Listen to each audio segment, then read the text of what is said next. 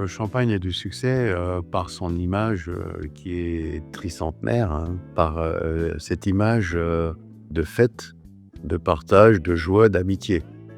Quand on prononce le mot champagne, on n'a pas besoin de le traduire, hein, c'est un mot universel.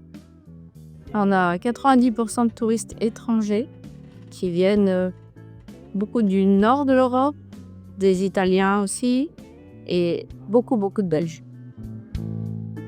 Alors nos clients, d'où ils viennent? Ils viennent du monde entier, principalement, 50 de France, 50 de l'étranger.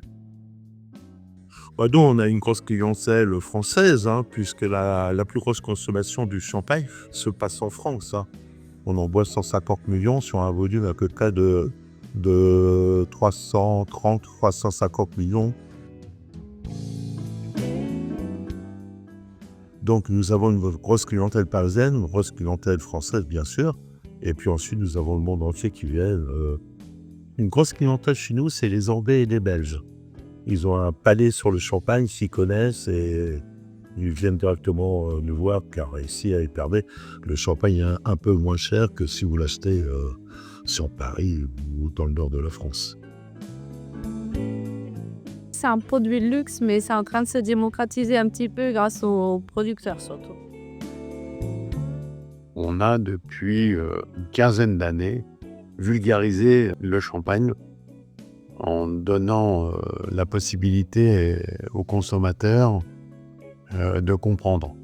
Puis on a fait aussi nous-mêmes des efforts pour que le champagne soit connu et reconnu. On trouve des champagnes au premier prix autour de 20 € et puis les plus élevés autour de 150 €.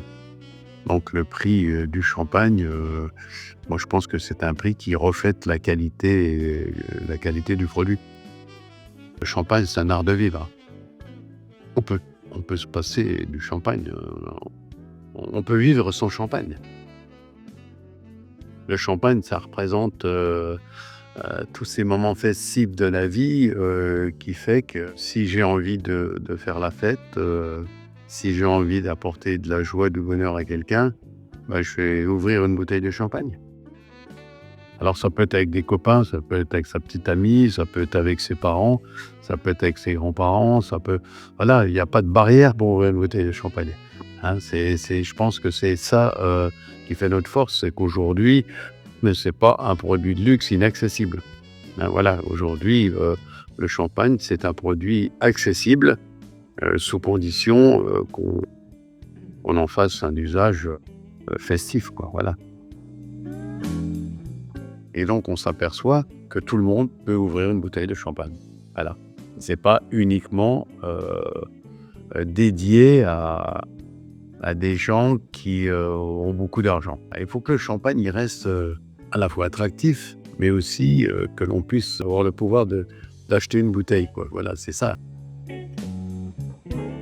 L'avantage du champagne, ça reste un produit rare qui n'est pas très cher par rapport au travail que donne le champagne. Si on veut comprendre pourquoi on a une reconnaissance mondiale sur ce produit merveilleux, hein, c'est tout simplement parce qu'il y a l'intelligence des hommes. Je redis, c'est l'intelligence des hommes. Le champagne, ça reste le roi des vins, comme disait Henri IV, hein. Le champagne, c'est un produit qui est exceptionnel à l'apéritif ou lors d'un repas ou même en fin de repas. L'avantage du champagne, on peut en boire beaucoup, contrairement aux alcools forts qui peuvent donner des migraines. L'avantage de cette région à Épernay, nous ne sommes pas loin de Paris, et donc les Australiens, les Japonais, tout le monde entier viennent à Paris et en même temps veulent voir le champagne, quitte à 1h30 de route ou 1 heure de train. Si vous allez quelque part et vous êtes invité, vous allez aller chercher une bouteille de champagne. Quand vous mettez une bouteille de champagne, ça fait partie de votre culture, de l'image que vous apportez. Dans tous les pays du monde, on a cette image d'un produit de qualité, festif.